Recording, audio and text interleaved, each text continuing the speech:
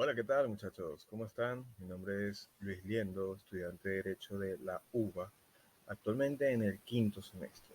En esta oportunidad vamos a hablar de las condiciones especiales de trabajo, ¿ok?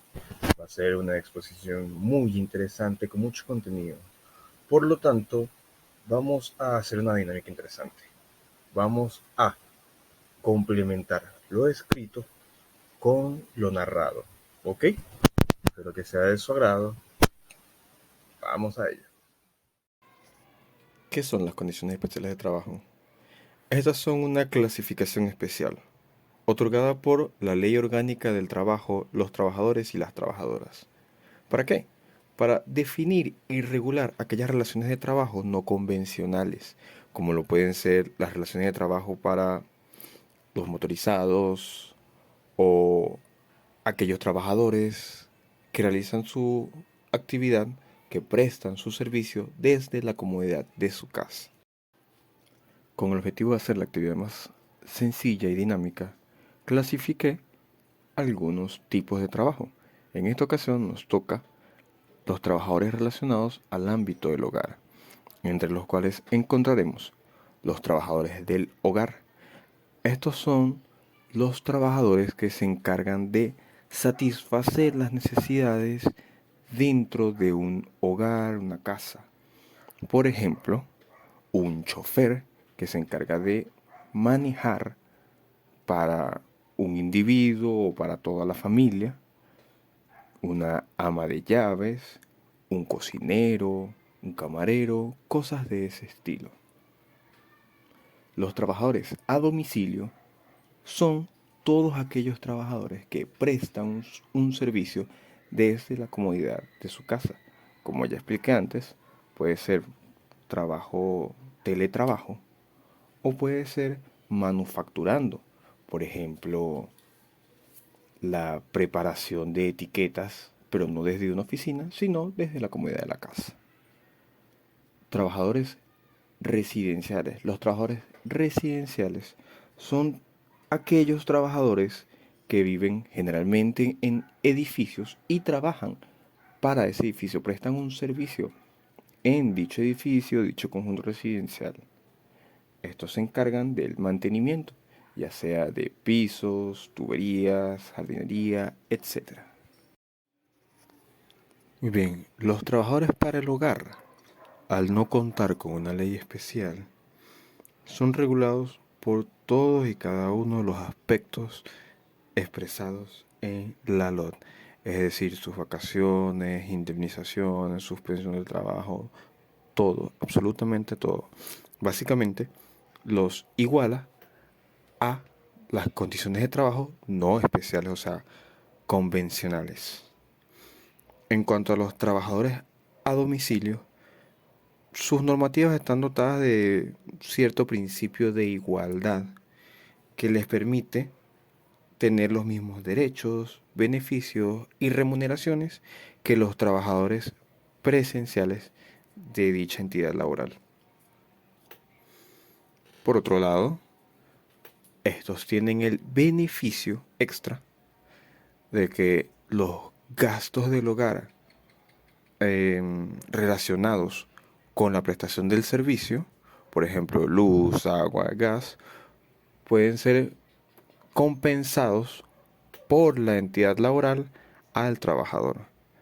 Además de ello, por medio del artículo 216 de la LOT, el Estado, a través del Ministerio, puede promover o regular la modalidad de trabajo a domicilio. Es decir, si existen problemas en la economía y es requerido mayor presencia en los trabajos presenciales, valga la redundancia, el ministerio ordenará la prohibición de los trabajos a domicilio. Caso contrario, por algún motivo se requiere que la mayoría de los trabajos sean realizados a domicilio, ya sea por tecnología o por salud, como ya ha pasado, pues el ministerio ordenará que se realicen más trabajos a domicilio.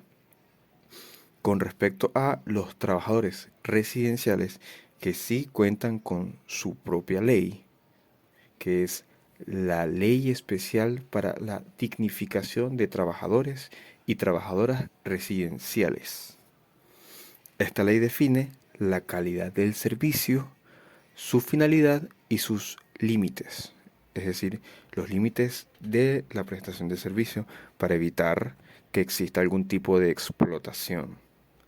Los derechos del trabajador, tanto en el ámbito social como laborales, los derechos de los familiares, los que habitan con él en la residencia, y las respectivas garantías del trabajador.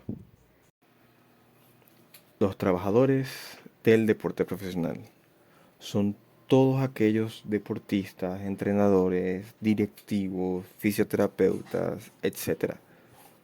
La LOT regula su relación laboral, entre las cuales establece el contrato indeterminado y determinado, y en dicho caso de que no se establezca en el contrato la modalidad, se supondrá que es indeterminado. También establece la jornada laboral, la cual es igual a un trabajador no especial. Sin embargo, esta tiene la peculiaridad de que dentro de la jornada laboral se contempla el tiempo de entrenamiento.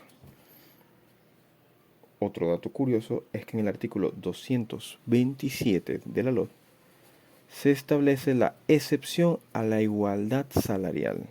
¿Por qué pasa esto? Porque al existir diversos trabajadores que prestan servicios en diferentes divisiones, diferentes equipos, con distintos presupuestos, con niveles de experiencia diferentes, el salario, la remuneración no puede ser igual. Los trabajadores agrícolas y los trabajadores convencionales son regulados bajo los mismos criterios, a excepción de algunos casos. Uno de ellos es la modalidad de trabajo, la cual para los trabajadores agrícolas puede ser permanente, que es aquel que dura con, prestando un servicio continuo por alrededor de 6 meses o más. El de temporada, que es aquel que presta un servicio para actividades específicas o temporadas específicas, como por ejemplo la cosecha. Y el ocasional, que es aquel que presta su servicio de forma esporádica en el año. Otra de sus particularidades es el límite de trabajadores agrícolas extranjeros. Este límite es del 10%. Sin embargo, en periodos en los que se produzca escasez de mano de obra, por medio del inspector de trabajo, se puede autorizar la contratación de un mayor porcentaje de trabajadores agrícolas extranjeros. Con respecto a los demás aspectos, como la jornada de trabajo, las vacaciones y el trabajo en día feriado, son regulados bajo los mismos criterios, a excepción de las vacaciones, que al producirse diferencias por las modalidades de trabajo, serán distintas las condiciones de las vacaciones.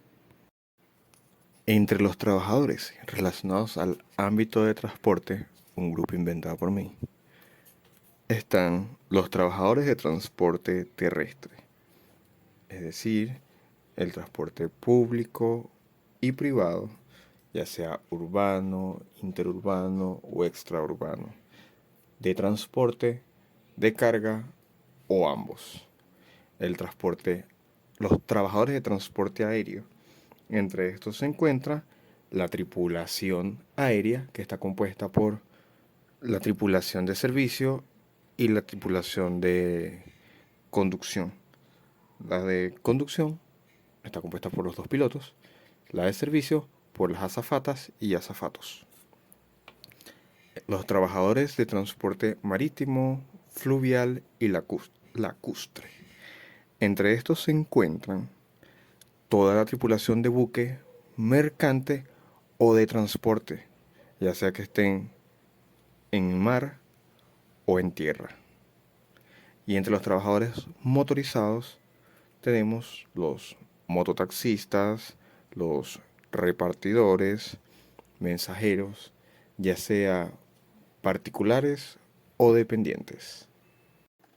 Los trabajadores del transporte terrestre son trabajadores con jornadas impuestas por la convención colectiva o por el reglamento del ministerio competente. Estos están obligados a no prestar servicios si han consumido bebidas alcohólicas o sustancias psicotrópicas durante el servicio o 24 horas antes de este, así como tampoco pueden exceder los límites de velocidad o de ruido impuestos por la ley del transporte terrestre.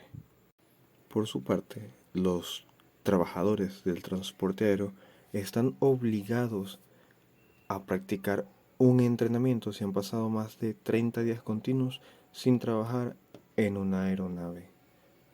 Sus servicios, su jornada, no puede ser interrumpida a menos que se hallen en tierra y falten 3 horas para llegar al destino. Sin embargo, dicha jornada puede ser prolongada cuando se susciten vuelos de auxilio, búsqueda y salvamento.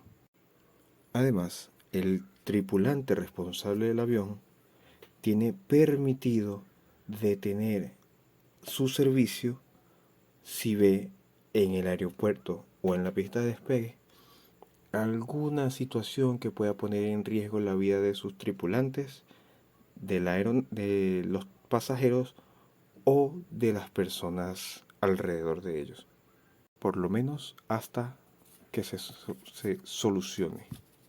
Los trabajadores del transporte marítimo, fluvial y lacustre se caracterizan por tener en sus contratos cláusulas obligatorias que establecen la obligación del personal de cubierta de cargar, descargar o mover mercancía y el beneficio por parte de la tripulación de recibir sobresueldo al manipular explosivos o realizar labores de mantenimiento mecánico.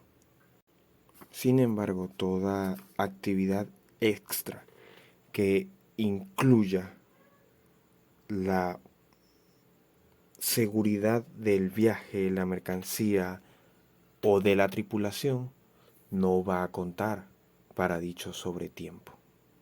Con respecto a los trabajadores motorizados, su legislación habla más que todo de las obligaciones del patrono para con ellos, como por ejemplo la obligación del patrono de cancelar el seguro tanto de la moto como del trabajador, el de proveer la indumentaria y pagar los gastos de mantenimiento del vehículo, los cuales, en caso de no presentarse un acuerdo, el ministerio competente puede fijar las condiciones a través de una resolución. Además, la ley establece a través de su artículo 285, segundo párrafo, que todo accidente que se produzca durante el ejercicio o a consecuencia del servicio que está prestando se asumirá como un accidente laboral o una enfermedad ocupacional. La relación laboral de los trabajadores culturales es regulada por la Ley de Protección Social al Trabajador y a la Trabajadora Cultural. ¿Qué establece esta ley? Bueno, esta ley establece los derechos y deberes del trabajador, cómo ha de ser su remuneración con respecto a los trabajadores culturales extranjeros y su acceso a la seguridad social. Es decir, es una ley realmente breve, pero regula los aspectos esenciales de dicha relación, a la vez que garantiza sus derechos sin perjudicar la relación laboral de los trabajadores culturales extranjeros. En cuanto al trabajo de las personas discapacitadas, Por el momento siguen estando reguladas por la LOT bajo los artículos 289, 290, 291 y 292. Estos artículos regulan la relación laboral, pero mayormente como con una carga reivindicadora, ya que las personas discapacitadas han sido un grupo vulnerable durante muchos años y sobre todo rechazados por el sector laboral. Por medio de estos artículos se promueve la incorporación de personal discapacitado por lo menos en un 5% de la nómina, el acceso al trabajo, la no discriminación y la necesidad del Estado de establecer las condiciones que permitan a los Muy trabajadores bien. ¿Y qué tal discapacitados les ha parecido adquirir un la estilo actividad de vida hasta hoy? óptimo e integral. Bueno, pueden observar entonces que no existen muchas leyes especiales que regulen dichos trabajos de los cuales hablamos. Entonces, es realmente importante que la Asamblea Nacional y diferentes comisiones se aboquen a realizar dicha actividad. De hecho, hay algunas que están sobre la mesa actualmente, como decir, finales de 2022, principios de 2023. Sin embargo, aún no están listas, aún no están vigentes. Otro hecho importante a resaltar es la gran cantidad de artículos y de actos, obligaciones que tienen los transportistas. Estos trabajos son muy importantes para el desarrollo de la economía nacional y son muy importantes por el nivel de peligrosidad al que estos se exponen, ya sean terrestres, marítimos o aéreos. ¿Ok? Tengan muy buen día, tarde o noche. Hasta la próxima.